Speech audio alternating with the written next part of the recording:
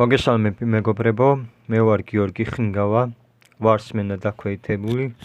სმენის საპარტი მიკეთია, მინდა რომ მიგანიშნოთ.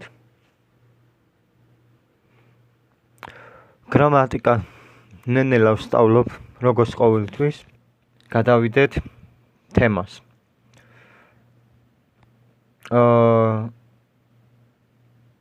მომიწევდა ახლიდან ვიდეო ჩაწერა, მიუხედავად იმისა, რომ მაშინ ადრე კარგავს ვყალიბდებდი ხოლმე გრამატიკა და ახლიდან მინდოდა რომ ჩამეწერა ვიდეო. და ვეშთებით, რომ უფრო კარგად გასაგებად რომ გაიგოთ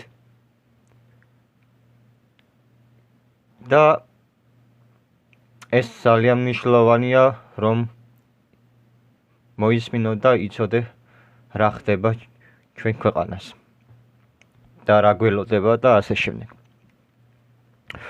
ძველი სიზმარი ვნახე, ძველი, ვიხსენებ ძველებური, როგორც ვთქვით, რომ ახლიდან რო ჩამეწერა და ამიტომ თარიღის ვათარიღებ, რომელიც მიხეილ სააკაშვილის მაქვს თემასთან საუბარი. და სიზმარი ვნახე იმ დროს დაახლოებით 1 მარტი 2022 წელი. ეგ მაშინ სიზმარი ვნახე.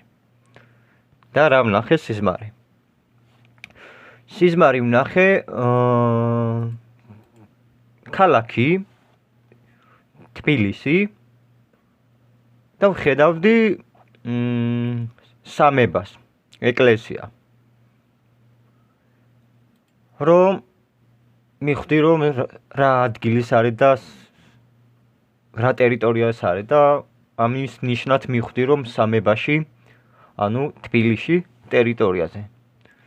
ასე იწყებოდა დასაწყისი სიზმარი. შემდეგი მომენტი ვნახე, მიხეილ სააკაშვილი მიდიოდა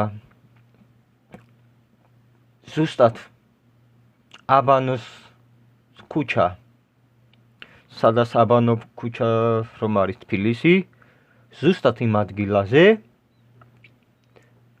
ნაცნობი ადგილი იყო, მივხვდი სად ჩადიოდა ეს ტერიტორიის ადგილი. ამიტომ მიხეილ სააკაშვილი მივიდა იმ ადგილაზე, აბანოს ქუჩა.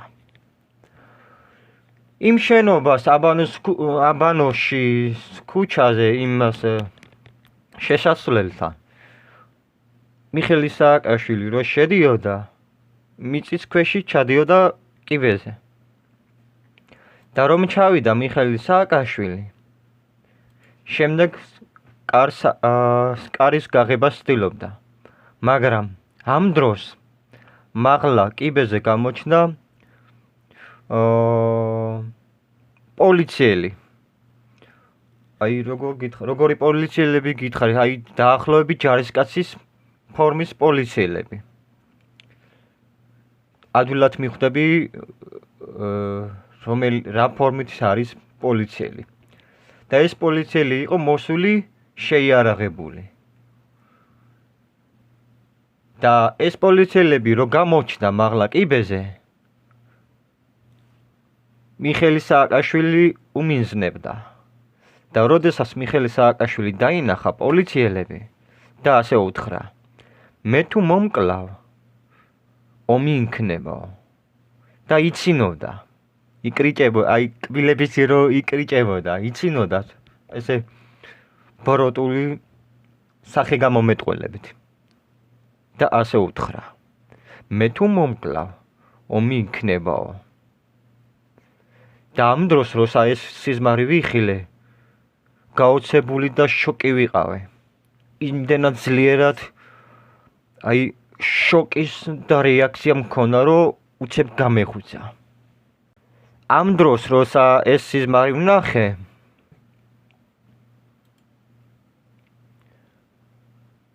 ესე იგი მიხეილ სააკაშვილი ჩამოვიდა საქართველოში. და ეს იყო გეგმა. სწორედ ძალიან დიდი შინაარსიანი არის ეს ყველაფერი, როდესაც სააკაშვილი უკრაინაში იმყოფებოდა. შემდეგ კი შემოიპარა საქართველოში რევოლუციის ბიზინა ივანიშვილის გადადგომის გეგმავდა. თუმცა არ გამოუვდა, მაგრამ იმას არ ნიშნავს, რომ დამთავრდა. პირიქით ისევ რევოლუციას შექმნას ელოდება. და როდესაც მეორე რევოლუციის შექმნამდე ზუსტად ის რასიზმი ვნახე, იგივე იქნება, როდესაც მიხეილ სააკაშვილი სიხიდან გამოვა. რაღაცნაირად გამოიპარებოდა. იმიტომ რომ მიხეილ სააკაშვილი ყავს გუნდების ჯაჭვები, არის საიდუმლო გუნდები, რომელიცაც ვერ იხილავს სინამდვილედ, აი ვინ გაათავისუფლა, ვინ იყო, ვინ გაათავისუფლა, აი საერთოდ რაღაცა, ანუ შენიღბული, ასე ვთქვათ, რომ ვერავინ ვერ მიხვდებოდა ვინ გამოუშვა მიხეილ სააკაშვილი და რაღაც ეგეთი რამე. ანუ ხვდები რა, რასაც ვიძახი. ამიტომ მიხეილ სააკაშვილი სიხიდან გამოიპარება და რევოლუცია გაგრძელდება შეტევები. და როდესაც მიხეილ სააკაშვილი რომ გამოიპარებოდა სიხიდან, ზუსტად ის რასიზმაში ვიხილე იგივე მოხდება. და როდესაც პოლიციელები დაიწყებს ძებნას მიხეილ სააკაშვილის, აი მაშინ იმპოვის, თუ სად დაიმალა მიხეილ სააკაშვილი. დამალულ შემთხვევაში და როდესაც იპოვე მიხეილ სააკაშვილი, ზუსტად მიხეილ სააკაშვილი იტყვის პოლიციელს. მე თუ მომკლავ, ომი იქნებაო. ამიტომ ერთი რამე უნდა გახსოვდეთ. ნუ შეგეშინდება მიხეილ სააკაშვილის მისი სიტყვები, რომ მის გამონათქვამს რას არ უნდა იყო. კი შეიქმნას, კი მოხდებოდეს ომი, ან რაიმე. ამას მნიშვნელობა არ აქვს. ერთადერთი მტკიცე იმისა, რომ მიხეილ სააკაშვილი არის ბოროტი, მკვლელი, გულმხეცი და ასე შემდეგ. ამიტომ არაფერი არ უნდა შეგეშინდეთ. მიხეილ სააკაშვილი მისი გამონათქვამის როცა ამბობს, მე თუ მომკლავ, ომი იქნებაო. ამით არ უნდა შეგეშინდეთ. დაიჭირე, დააბრუნე ციხეში, გამოამჟღავნეს სიმტკიცე, ვინ ქმნიდა და საიდან მოდის ეს ყველაფერი და ასე შემდეგ. ეს სერიოზული დიდი საქმეები იქნება აი ამ ყველაფერი. და ხო, კიდე რაღაცა უნდა გამომჩეს ისეთი რამეს, რომ ვთქვა. ხო, ახლა გამახსენდა. მიხეილ სააკაშვილი რომ ჩამოვიდა საქართველოში, უფრო სწორად შემოიპარა საქართველოში.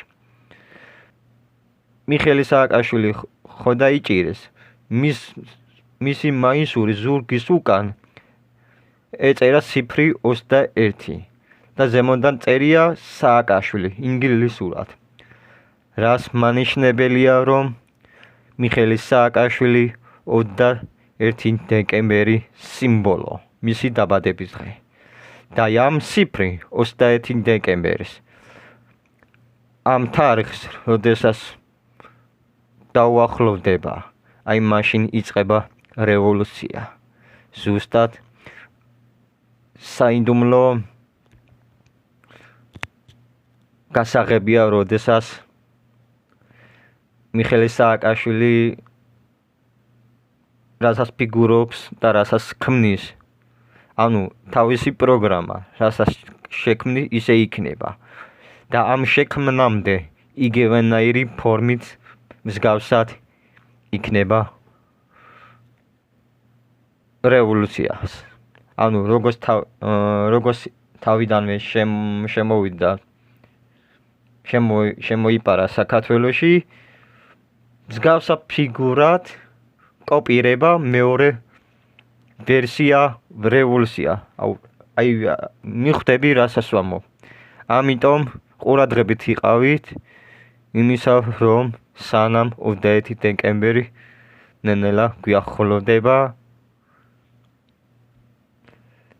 და მიხეილ სააკაშვილი მისი გეგმის რევოლუცია მალე დაიწყება. თუმცა სანამ მე გაგაფრთხილეთ და ნიშანი დაგიტოვე ის, რაც გველოდებოდა წინამომავალზე. ამიტომ მივმართავ მთავრობას, რომ მეტი ყურადღებით იყავი და კარგად გააკონტროლე ციხეში, ვინაიდან სააკაშვილის ჯაჭვები ყავს იქ საიდუმლოების, რომელიც ვერ ამოიცნობ. წარმოიდგინეთ, ამ საქართველოში არის გაყოფილი ხალხის წევრი. თქვენ ქართული ოცნება წევრი, მეორე კიდევ მხოლოდ ქართულისა ნაციონალური მოძრაობა ხალხი და ეს არის სწორედ სისტემურად არის გაყოფილი, როდესაც ხალხი არიან ნაციონალური წევრი, ხო? ის იქნება პოლიცია, ის იქნება ექიმი, ის იქნება ციხეს ყარაულობა, ეს იქნება დენის დირექტორი და წყალი და ასე შემდეგ და ასე შემდეგ. რას ხალხთან საქმიანობის პიროვნება, როცა არიან ნაციონალური მოძრაობა. ხოლო სხვა ნაწილის ხალხი არის ქართული ოცნება. ხოლო კიდე სხვა ნაწილი არის სხვა პარტიის ნაწილი. ზუსტად ეს ხდება. აბა დაფიქრდით, რას ელოდებოდა მიხეილ სააკაშვილი, როცა ციხეში იმყოფება. ის ელოდება თავის თავზე ციხიდან გამოსვლა და შექმნას რევოლუციის საფრთხე პარლამენტში. ამას თუ ხვდები, კარგი იქნება, რომ გონს მოხვიდე. თუ ამას ვერ ხვდები, ძალიან დაიგვიანეს ამ ყველაფერი. კარგი მეგობრებო, სულ ეს იყო. მადლობა ყურადღებისთვის, რომ ბოლომდე მოგვისმინეს და კარგი, გემშვიდობებით.